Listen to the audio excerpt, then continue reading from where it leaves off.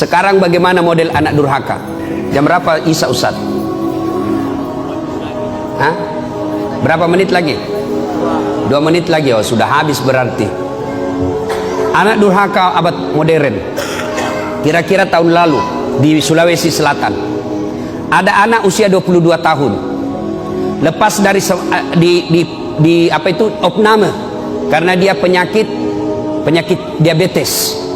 Masuk di opname, keluar opname, besoknya langsung mau pergi naik motor.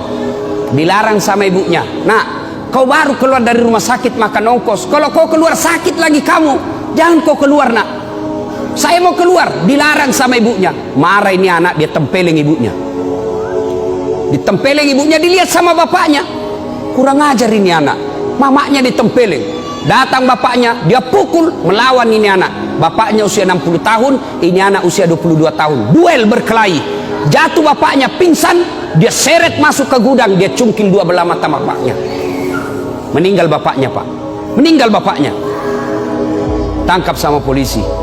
Beberapa hari kemudian meninggal juga ini anak, tidak ada yang mau sholati.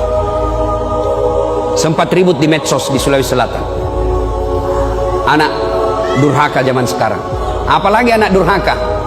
Saya mau pergi ceramah di Sulawesi Selatan, mau pergi takziah. Tiba-tiba ada ibu-ibu menangis. Ustaz, tolong datang ke rumah saya, Ustaz.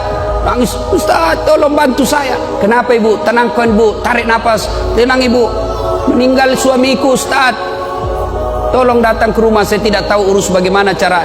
Saya bilang, bagaimana? Mana semua anak-anaknya? Anakku sibuk semua, Ustaz. Saya datanglah ke rumah itu. Begitu saya datang di rumahnya, saya bilang, Bu, mana nomor teleponnya anaknya? Saya minta nomor telepon anaknya, lalu saya teleponlah anaknya yang pengusaha di Samarinda, orang kaya di Kalimantan. Tabe, Daeng, meninggal bapaknya.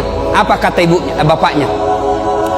Daeng, ada berita duka, meninggal bapaknya di Makassar. Apa kata anaknya? Oh, sudah lama memang sakit itu bapakku, Ustaz.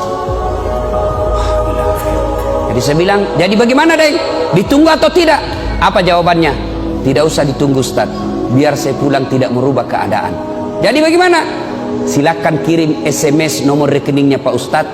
Biaya pemakaman dan pengurusan jenazah saya transfer, Ustadz saja yang ngurus. Anak durhaka, Pak. Bapak mau punya anak seperti itu? Mau punya anak seperti itu? Tentu tidak mau. Mau punya anak yang soleh dan soleha? Mau punya anak yang soleh dan soleha? Masukkan ke pondok anak kita. Coba kalau anak kita di pondok, Pak. Coba anak kita di pondok, sholat 5 waktunya berjamaah, makannya jelas halal, ucapan-ucapannya jelas tidak pernah bicara kotor, jelas dia tidak akan tersentuh oleh yang bukan muhrimnya, makanannya bagus, meskipun barangkali tempe, meskipun ala kadarnya, tapi halal. Tapi kalau anak kita di luar, mungkin di rumah makanannya ayam, tapi kalau dia keluar rumah, apa yang dimakan? Narkoba, lem pox, lem Korea.